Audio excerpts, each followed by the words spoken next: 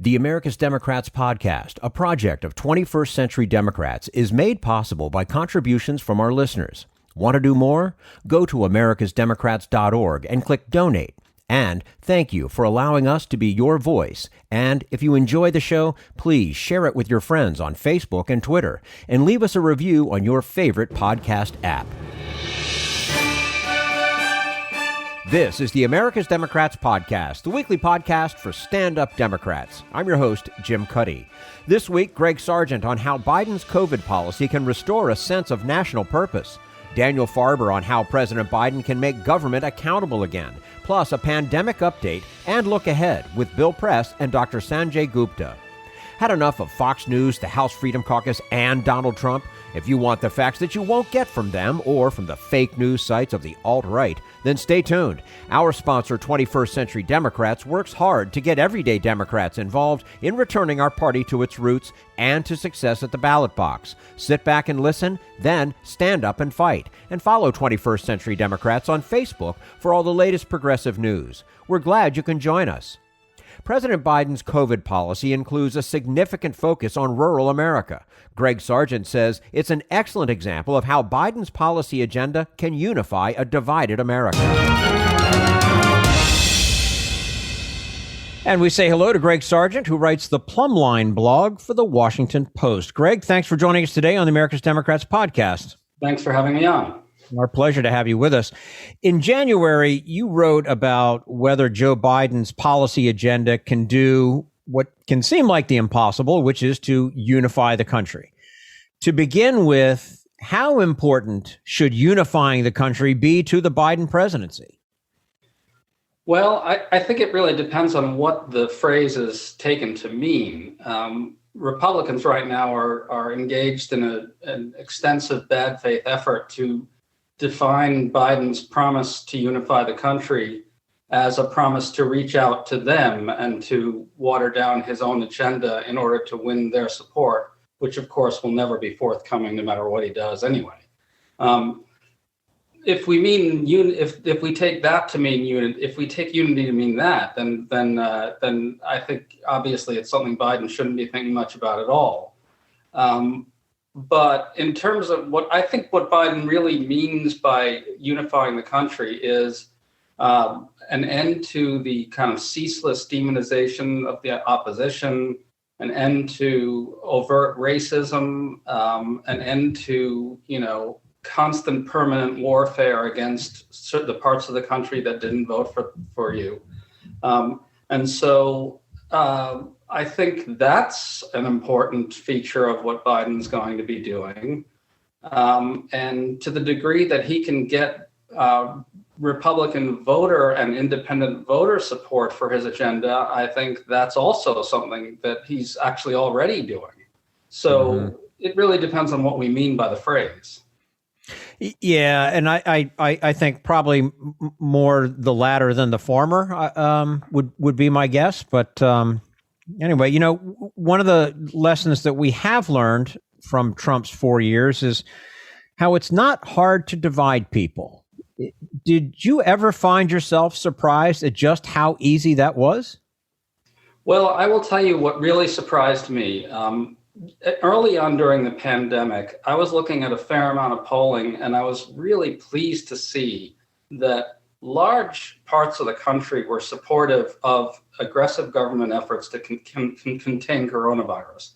And we're talking about parts of the country that were supposed to be on Trump's side on this stuff. So you could look at some of the early polling, which showed that, a solid majority of rural voters, a solid majority of non-college white voters who are supposed to be Trump's base, were all backing things like mask wearing, social distancing, aggressive government action to contain the pandemic, and so forth. But over time, the kind of ceaseless attacks on these things from Trump really did end up dividing the country on this stuff in a way that I didn't anticipate. And given what a no-brainer it was to act collectively in the face of such a major public health emergency, that was really distressing.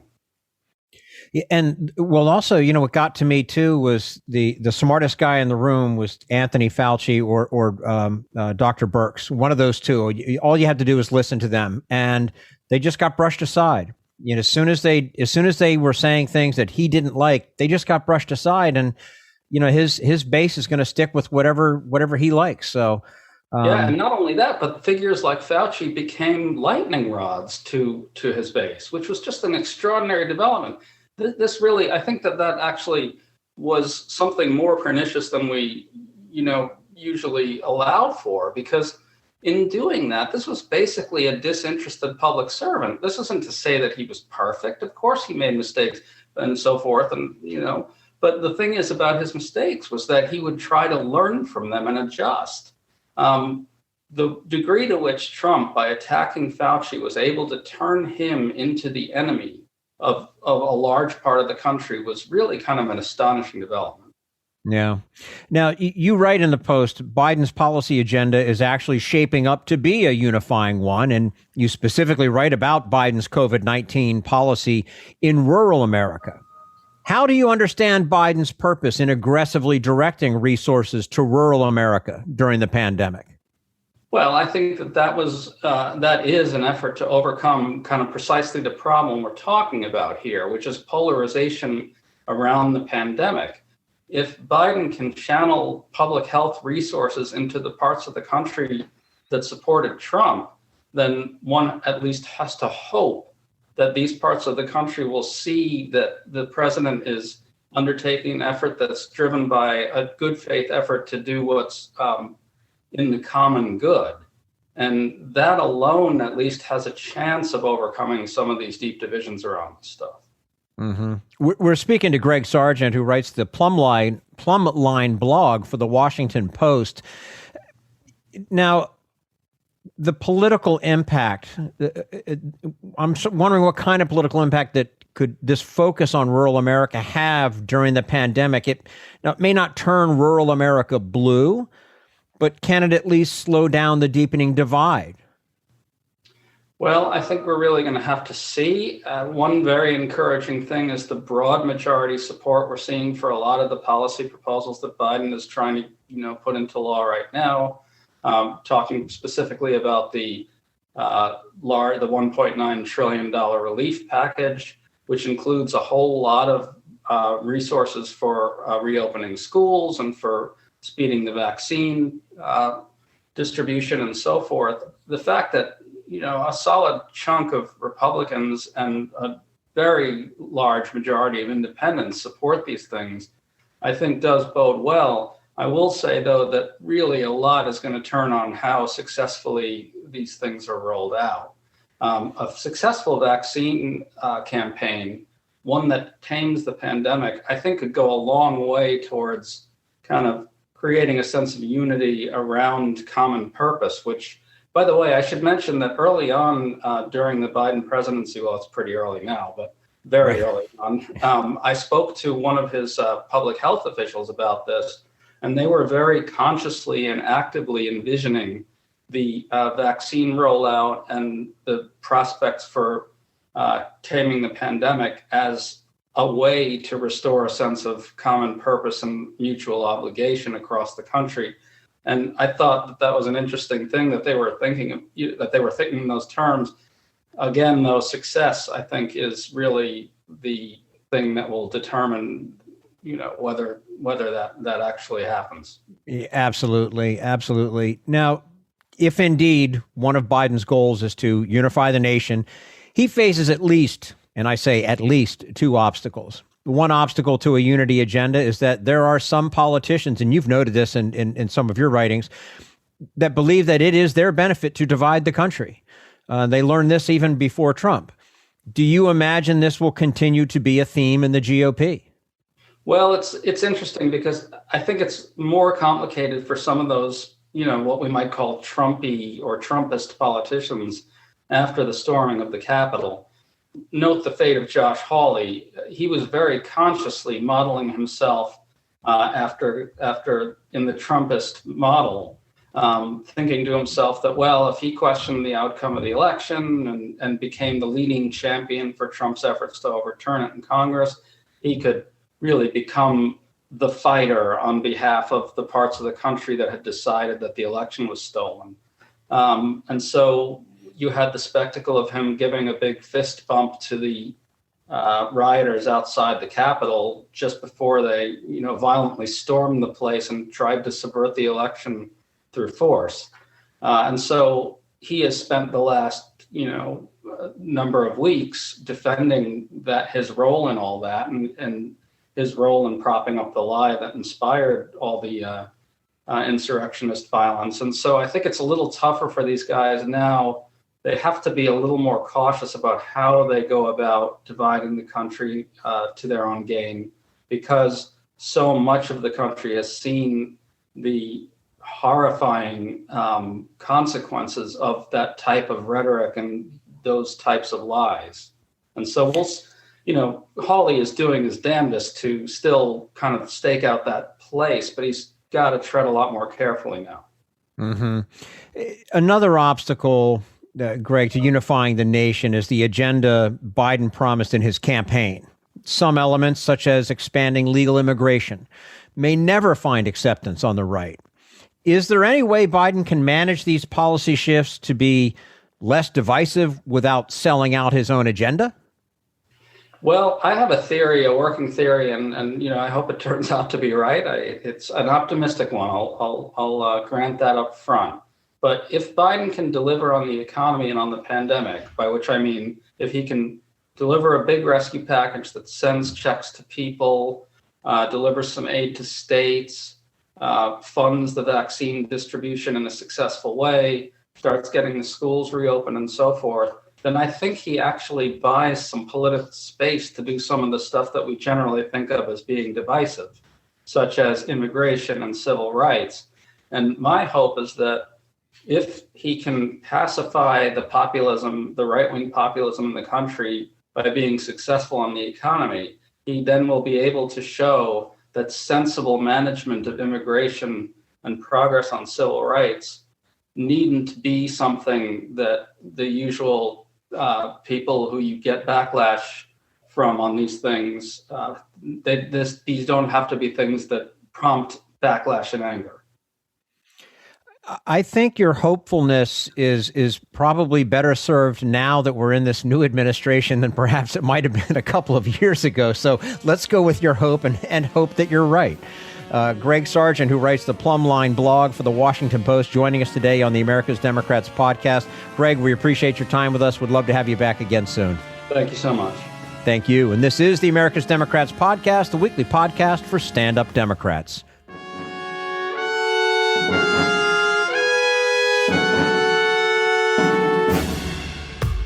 We want you to sit back and listen to this americasdemocrats.org podcast, a project of 21st Century Democrats. But we need you to stand up and fight. Do you want to get involved and help get our party back to its roots and to success at the ballot box? You can make your contribution to help us keep this show going and to elect Democrats who will stand up for democratic principles. Go to americasdemocrats.org and click on Donate at the top of the page. Social Security measure. I believe that we must pass legislation to provide medical care. This is our tradition. When our grandparents came to America, it was the Democratic Party which said, welcome. It was the Democratic Party, the party of Roosevelt and Truman and Kennedy and others, who said that America belonged to all its people, not just a handful of the rich or a few giant corporations. That's why great leaders like FDR fought so hard for Social Security, and why JFK stood up to the insurance companies and their Republican allies to get Medicare. It's not just one thing, or one time, in one place. It's about a whole history of standing up to the Republicans and saying someone has to be on the side of regular working people in America, whether it's defending Social Security or just the way your loved ones are treated on the job. That's what the Democratic Party is all about. And that's why this message has been brought to you by the Democratic Party. Working people like you and me. Paid for by 21st Century Democrats. Not authorized by any candidate or candidates committee. This is the America's Democrats podcast, the weekly podcast for stand-up Democrats. Coming up next, how the collapse of ethics became deeply embedded into government during the Trump administration, and how Biden can turn it around. But first, we turn to Jim Hightower, America's #1 populist, for his common sense commentary. In February, Texas Senator Ted Cruz ran off to a luxury resort in sunny Cancun, Mexico, during the deep freeze that devastated millions of his constituents. But I wasn't mad that Ted fled. What upset me was that our government let him back into our country. Cruz is, after all, the two-legged, self-aggrandizing ego that arrogantly and illegally tried to cancel the ballots of millions of voters in last year's presidential election. Then he helped dupe a crowd of Trumpeteers into storming our nation's capital in a violent and silly attempt to seize control of our government by force. Now, the wannabe autocrat is demanding that the Supreme Court suppress the people's democratic will. He's teamed up with the sour old corporate plutocrat, Mitch McConnell, to back a ploy by Arizona Republicans to disenfranchise Latino, Indigenous American, and black voters. Cruz and McConnell demand that the court's partisan Republican justices gut America's landmark Voting Rights Act, which prohibits states from restricting the opportunity for minority voters to participate in the political process. Arizona's Republican lawmakers had passed a nasty provision declaring that any ballot cast in the wrong precinct, no matter how valid, must be tossed in the trash, rather than merely allocating it to the voter's correct precinct. This almost entirely affects people of color, for GOP election officials play nefarious games with them, such as frequently moving their voting places, often at the last minute, with little notice. Instead of pushing their party to try winning these people's votes, Ted and Mitch simply want to eliminate the voters. They've asked the court to nullify that bothersome Voting Rights Act so their party can freely lock out minority voters. This is Jim Hightower saying the greatest threat to our democracy is not a violent mob, but a legalistic coup by thugs like Ted Cruz. If you'd like more of Jim Hightower's real populism, check out the Hightower Lowdown. Jim's monthly newsletter gives you the real lowdown on which corporations, by name, are doing what to the middle class, our environment, and our democracy. Each month, the Hightower Lowdown brings you facts you didn't know, along with actions you can take to fight back. It also comes with a sense of humor. Hightower believes we can fight the gods and still have fun. Plus, get this, it's cheap. Only $15 brings you 12 issues a year. For real populism, go to hightowerlowdown.org. This is the America's Democrats podcast, the weekly podcast for stand-up Democrats. Donald Trump was nothing less than a disaster for ethics and integrity in government. Daniel Farber says President Biden now faces an enormous challenge to undo the damage. And we say hello to Daniel Farber, who's a Show Sato Professor of Law at the University of California, Berkeley, and the Faculty Director of the Center for Law, Energy, and the Environment. Daniel Farber, thank you so much for joining us today on the America's Democrats podcast. It's great to be here. And our pleasure to have you with us. You recently wrote a piece for Legal Planet about the need to restore agency norms now that Biden is in the White House. And you list a number of ways that federal agencies have become corrupted under the Trump administration. We're probably not going to get to them all, but let's start with scientific integrity. What happened to science in the Trump administration and at what cost? Well, really almost from the beginning, science was sidelined. Within days of Trump taking office, they had taken down websites from EPA and other agencies about climate change. During the Trump administration, scientists were censored. They were pressured to change their conclusions or their research was suppressed. And we really saw this come to a head with the coronavirus, where the White House was continually pressuring FDA and the CDC on precautions, vaccines, everything else, because the White House wanted an optimistic message and the science just wasn't there to back it up.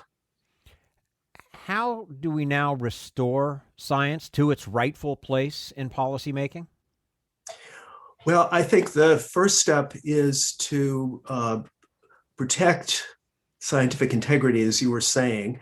And actually, President Biden's already made a big step in that direction. On January 27th, he issued a memo on scientific integrity that not only reaffirmed the administration's support for scientific integrity, but set up a task force to investigate violations and come up with future proposals, and also tasked the White House science advisor to take steps to help monitor for violations of scientific integrity within the administration. So I think that was a very constructive first step. Mm-hmm. You also wrote about how ethics have eroded in the last 4 years, and that statement may even be an understatement. What are some of the more alarming examples of this, and what could help restore ethics to government in our new political environment? You know, it's almost hard to give examples because there are so many.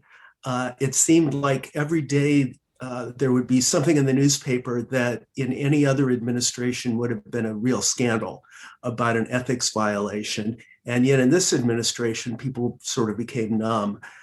Conflicts of interest, people arranging financial benefits for spouses or family members, contracts with firms that people in the administration had been connected with. It just sort of went on and on and on. People getting reimbursed for personal travel to the tune of many thousands of dollars. Conflicts of interest. It was sort of unending. It's I think you just described the first month of that administration, if I'm not mistaken. But it's pretty insane when you look at, if you try and go back and you look at the last 4 years and the speed at which the news cycle accelerated beyond anybody's comprehension. I mean, I can't imagine that there aren't a bunch of things that we probably have missed in terms of ethics violations. Another casualty of the Trump era you identify is transparency. What changes do you hope to see in the Biden administration on that count? So this really relates to integrity too, because transparency is one of the best ways of keeping people honest. I think there were a bunch of changes that the Trump people made to previous practice.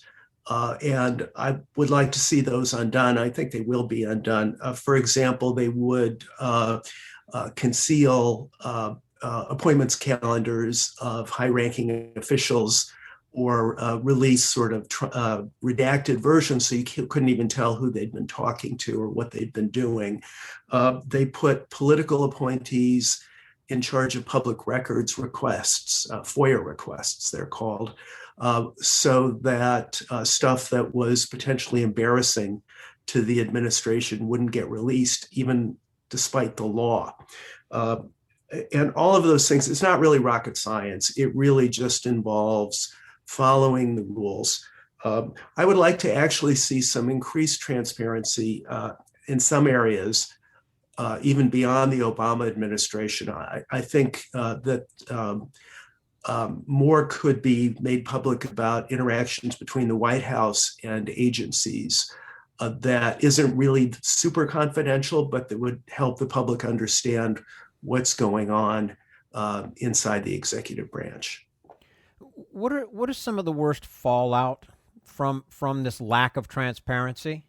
I mean, who obviously there are some things are going to be worse than others, but I mean, where does that hurt the most when an administration does what this past administration did for these last 4 years in terms of lack of transparency? Well, I think it really just translates into lack of accountability, right? You don't know what evidence they might have had that they ignored. You don't always even know what decisions they made because they haven't made them public. You don't know about who made decisions, so you can't be sure what their motivations were. It really feeds into the whole corruption and sort of willingness to ignore science that we've been talking about already. Mm-hmm. We're speaking with Daniel Farber, the Show Sato Professor of Law at the University of California, Berkeley, and the Faculty Director of the Center for Law, Energy, and the Environment. Of course, not everyone who works at a federal agency is a political appointee beholden to the president. Many who work in these agencies have done so for decades with a commitment to serving the American people. Given that, why were Trump's appointees so successful in shredding the norms of good governance? Well, I guess I would start out by saying that the career people did make a difference. If they had not been there, if they had not sometimes courageously pushed back, things would have been even worse. But there are limits to what career employees can do. There's a clear hierarchy. The political appointees are their superiors. Their job, generally speaking, is to implement administration policy. Sometimes they agree with the policy, sometimes they don't. But we want big policy decisions to be made by people who are politically accountable. And that's the way the system is set up. And usually there's a balance between the expertise and experience of the career staff and the sort of policy direction that comes from the political people. But that balance was completely upset in the Trump administration, with politics just trumping. I didn't really. We'll forgive that one, of course. Well, and there again, fallout from something like this. You have a lot of people that said, you know what, I'm just not going to take it anymore. I'm out of here. And now you have these holes up and down throughout the government. When the new administration steps in, you've got to rebuild it, basically. Absolutely. There have been a huge number of departures, often of critical people on the staff who just couldn't take what they were being asked to do, or couldn't take being silenced. So there's been a real brain drain. There's been just a loss of institutional memory. This is not to run down the people who stayed, who were tough enough maybe to hang on, but there really are a tremendous number of holes, and it's going to be a big job refilling those. I guess on the bright side, what that means is the administration has the opportunity to bring in a lot of young, energetic, bright people who can be there for many years. There's going to be a generational change in a lot of the agencies anyway, because they did a lot of hiring back in the 70s and early 80s. And this kind of accelerates that process. So this does present an opportunity to Biden, but it also presents a major challenge. Yeah. Well, and Daniel, norms, as you know, define our expectations of what should and shouldn't happen. So when we talk about undoing the damage done under Trump, how can Biden and those he puts into positions of leadership most effectively make that shift? I don't think there's a magic formula. I think part of it comes from being very clear about the message that we are no longer, doing business the way it was done in the last 4 years. We are returning to the sanity of earlier administrations, and making that clear and showing that you're serious about it. And I think it also involves appointing people of clear integrity, who can sort of model the kind of behavior they want to be reflected all the way down the line. And finally, I think it involves people, for example, on science, people who actually will listen to the science, even when it's not telling them what they want to hear. And those are all things you would want anyway, but I think it's all the more important in the recovery from the Trump period. I think also it's important to try to strengthen the checks that already exist, like the work of inspector generals within the departments, and so on. So, it's lots of little things that you need to do to restore the integrity and honesty and competence that we used to somewhat take for granted.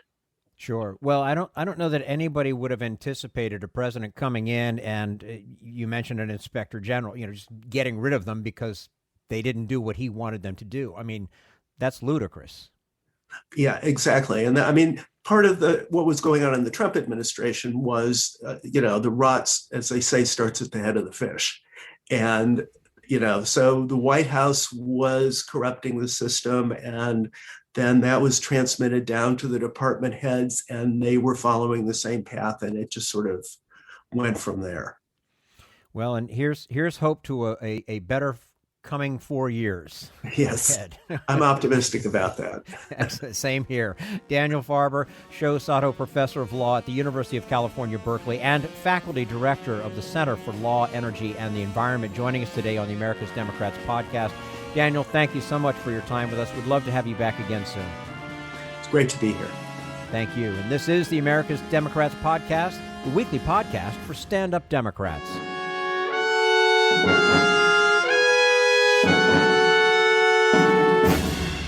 We want you to sit back and listen, but we need you to stand up and fight.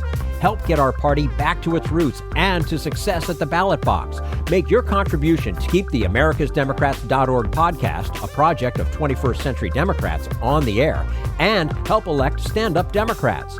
Go to americasdemocrats.org and click on Donate at the top of the page.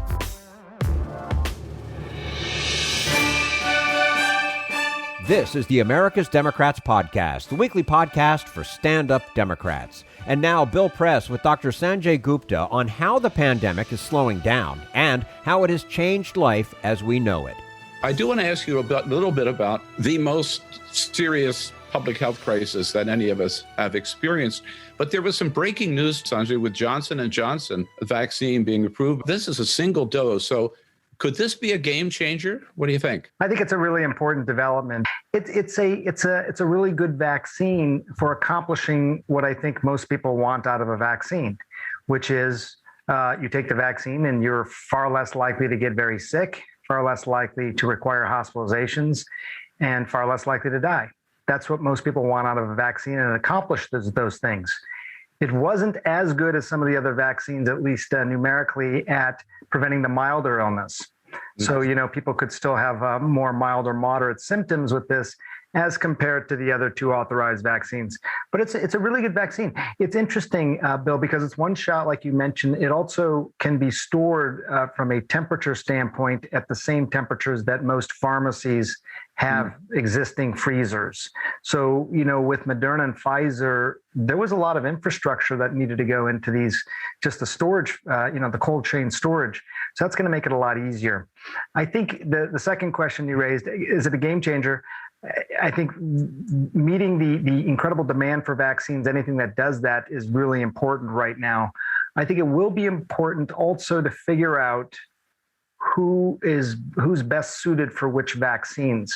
Right now, it's not a choice because demand far outstrips supply. Mm-hmm. But with this Johnson & Johnson one, I think it's the first time, Bill, that we're really going to start asking questions like that. How do we delineate which vaccine for whom? Wow. So we passed a grim milestone this week. As you know, February 29, a year ago, was when we reported the first death from coronavirus in the United States, patient up in Washington State.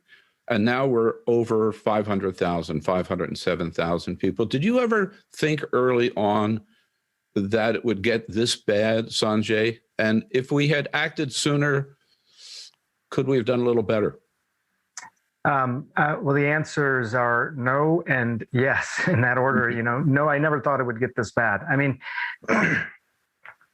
it's interesting. I've covered a lot of outbreaks and epidemics around the world over the last 20 years. H1N1, H5N1. I was in Southeast Asia covering avian flu at that time. I was in West Africa for Ebola.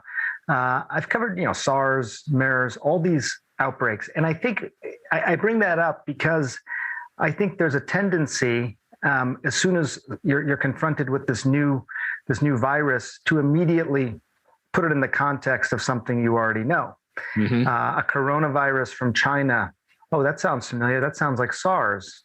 So this is probably going to be like SARS. SARS infected 8,000 people around the world. And 800 people died. It was a 10% mortality rate, but it was not very contagious at all.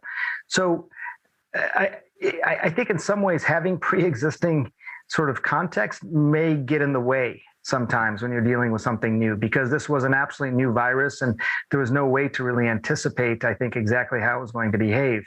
Having said that, you live in the United States, so we spend $3.5 trillion on healthcare. Other countries around the world named their CDCs in deference to ours because it is the world standard. So you think, I don't know how we're going to do, but we're going to do well compared to how much of the rest of the world does. Because, unfortunately, malaria, dengue, all these types of infections affect third world countries more so than they do the United States because of our resources. And what we've seen is exactly the opposite. Wealthier countries did the worst in this. You look at India, look at most of sub-Saharan Africa, look at many countries in Southeast Asia. The best we really did was essentially be the worst in the world. That I could not have anticipated. And I do think, much of this could have been prevented. What exactly was the amount that could have been prevented? I think that's hard to say. But if you look at some of the modeling, they say 84% roughly of deaths could have been prevented. So those are models, hard to know, but yes is the answer. How are we doing today, do you believe? We're doing better. The numbers are all coming down, but they're still unacceptably high. I mean, if you look at where the numbers are now, the absolute numbers are still above the previous peaks. And when we were at those previous peaks, we thought, my goodness, this is awful, unfathomable. And we came down and then we had a higher peak, so it's kind of the boiling frog sort of thing. We've been boiling for so long that tens of thousands of people becoming infected every day sounds like a good thing, right? Because it's less hot than it used to be. But I am encouraged, though, to look a little bit more into the future. I think the numbers will continue to come down, and the vaccines are going out. So these are obviously favorable signs. Are we ever going to get back to normal? It kind of depends a little bit on how you define normal, and I'm not trying to be evasive. I mean, it's the topic number one that I have with my wife and my 3 teenage daughters every night at dinner. When I leave you, I'll probably sit down and talk with them about that very question. They look at it from, the context of their lives. Are they going to be able to, hang out with their friends and do things that they used to do? I do think that we're going to have a sense of normalcy again. I think there's two sort of almost not conflicting sort of parallels, but maybe opposed a little bit. One is that, after the 1919 flu pandemic, what happened? The Roaring Twenties. It was this earnest return to normalcy. Now, admittedly, the pandemic ended, World War I was coming to an end, so there was all these things that were happening.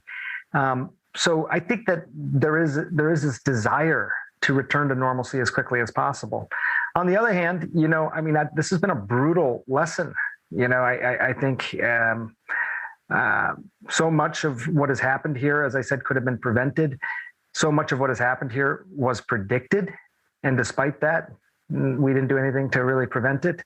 But now it's like one of those situations, because we've gone through this, perhaps it means that the lessons were learned.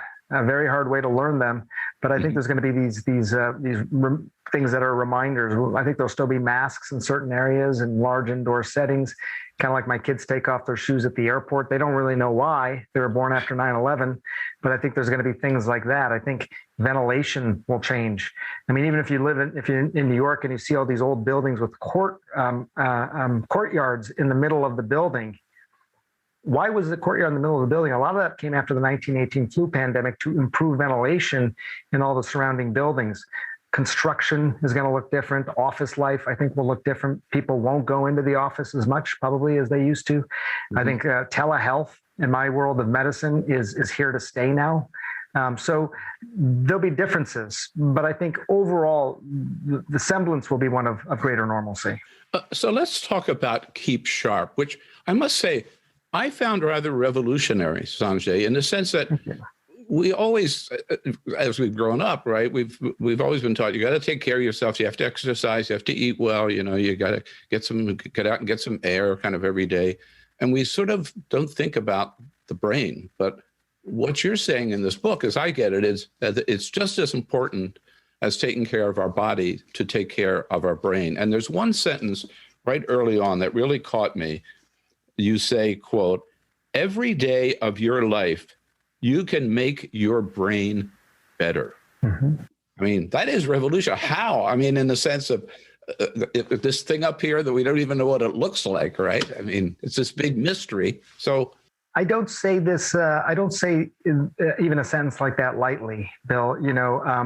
So my first love affair was with the brain. I'm a neurosurgeon, and that, I continue to practice. So I've always been a student of the brain, in my professional life. I think there was two things that happened that sort of made me write this book and write sentences like the one that you just said.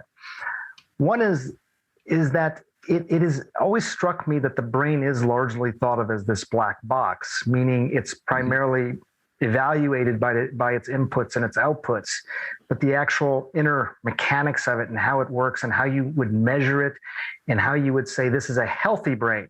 This is not a healthy brain. Like the way that we do with the heart, for example, you have too much plaque in the blood vessels around your heart, or your ejection fraction, how much blood you're actually pushing out is going down. There's these objective measures of the heart, and there really hasn't been that for the brain.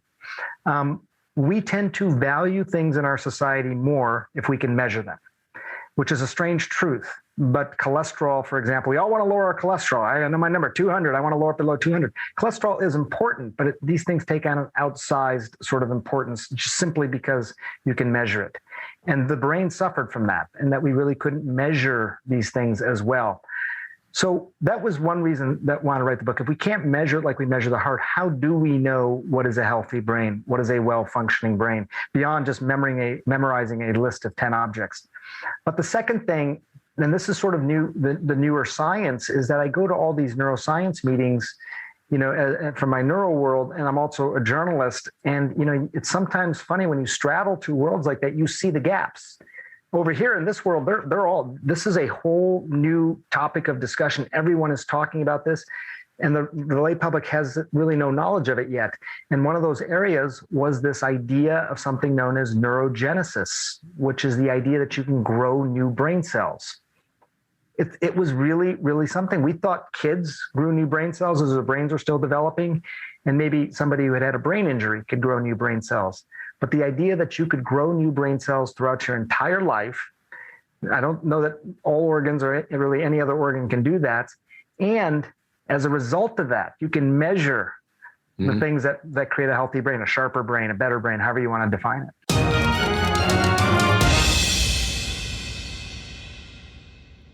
Bill Press with Dr. Sanjay Gupta. If you'd like to hear the entire episode, visit billpresspods.com.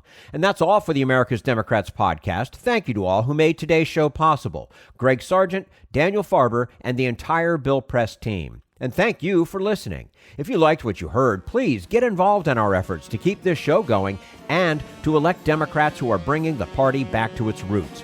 Go to americasdemocrats.org and click on Donate at the top of the page. And be sure to find 21st Century Democrats on Facebook and Twitter, and leave us a review on your favorite podcast app. For the America's Democrats podcast, I'm your host, Jim Cuddy.